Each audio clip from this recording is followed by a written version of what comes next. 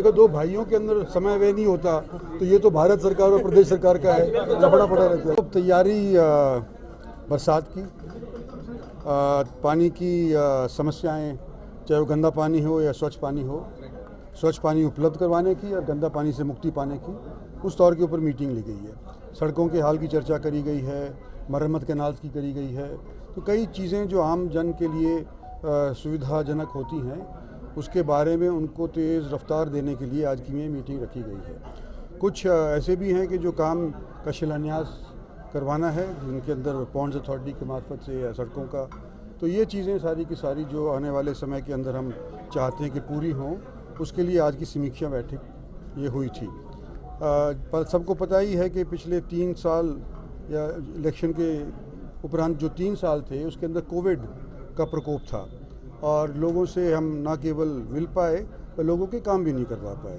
तो हमारी ये उम्मीद है कि आने वाला जो 1.5 बरस हरियाणा सरकार का है और 1 बरस जो भारत सरकार का है, इसके अंदर जो खामियां हमारे को पिछले 3 सालों के अंदर आई थी, उनको नज़रअंदाज करते हुए अगले साल 1.5 साल के अंदर इन कामों को मुकम्मल किया जाए।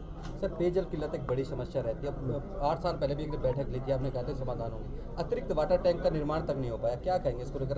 देखो, वो समस्या तो ज़मीन की है ना, इनके पास तो योजनाएं हैं, लेकिन ज़मीन कोई देगा जभी तो अभी उसकी बारे में चर्चा करी गई है कि कहाँ कहाँ ज़मीन उपलब्ध है, पंचायती ज़मीन, और पंचायत को उसका फ़ायदा सिर्फ 5 साल के लिए नहीं कि एक बार मुआवजा लेकर के उसको बैठ जाएं, उसको पंचायत को आमदनी आती रहनी चाहिए, उसके लिए भी चर्चा करी गई है और ज़मीन तलाशी जाए, ये भी हम DDPO साहब को कहा है, तो कोशिश में है। धारवाड़ा का मसला था, उस पर कोई दोनों चीज़ों का, धारवाड़ा के अंदर जो पानी आ रहा है भिवाड़ी से, उसका भी, और धारवाड़ा का जो पानी है वो मेन रोड के ऊपर आ जाता है, हाईवे के ऊपर, उसकी भी चर्चा हुई है। तो हम कर रहे हैं कोशिश। करेंगे क्या सर?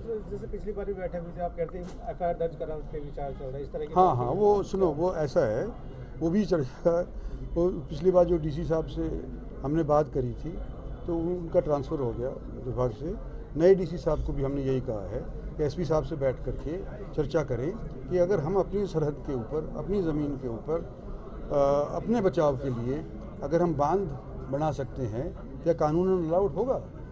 तो जब राजस्थान वाले पिछली बार जब बांध बनाया था धारवाड़ा वालों ने, तो राजस्थान वालों ने आपत्ति दर्ज की थी, 107, 151 के 25 वगैरह भी दर्ज करवा दिए थे, तो उसको एक्सप्लोर कर रहे थे। एम्स कैसे लेना है इसके बाद? हाँ सर, कब तक होगा? लगता कब तक उम्मीद करें? देखो, ऐसा है ना कि एक तो होता है कि मंजूरी मिल गई, एक होता है खाना पूर्ति करना। तो जो भी ड्राइंग्स बनानी है, कौन सी बिल्डिंग कहाँ पे होनी है, वो हमारी भारत सरकार की हेल्थ विभाग की वो है जिम्मेवारी। तो वो DPVP जो है, तो वो जब तक नहीं बनाएंगे, जब तक प्रधानमंत्री उसका उद्घाटन नहीं करेंगे। तो मेरी कल परसों ही नीति आयोग की मीटिंग थी, उसके अंदर मनसुख भाई मांडवी हमारे मंत्री हैं हेल्थ के, उनसे बातचीत हुई थी। वो कह रहे थे कि जी हम अगस्त तक ही शिलान्यास करवा पाएंगे, पर मैंने थोड़ा सा उनको उकसाया और मैंने कहा तुम जुलाई में करवा दो, और कोशिश की यही है कि जुलाई तक उनका काम मुकम्मल हो जाए, फिर हम प्रधानमंत्री को आमंत्रित करेंगे। रेलवे की तरफ से जो ब्रिज बनाना होता है वो तो पेंडिंग, उसमें उसकी वजह से डिले होते हैं मामले। कौन से? जो जैसे बाईपास पेंडिंग चल रहा है, रेलवे की वजह से जो डिले है, उसके अपना बाईपास तो बन गया। यार देखो, दो भाइयों के अंदर समय व्यय नहीं होता तो ये तो भारत सरकार और प्रदेश सरकार का है, लफड़ा पड़ा रहता है।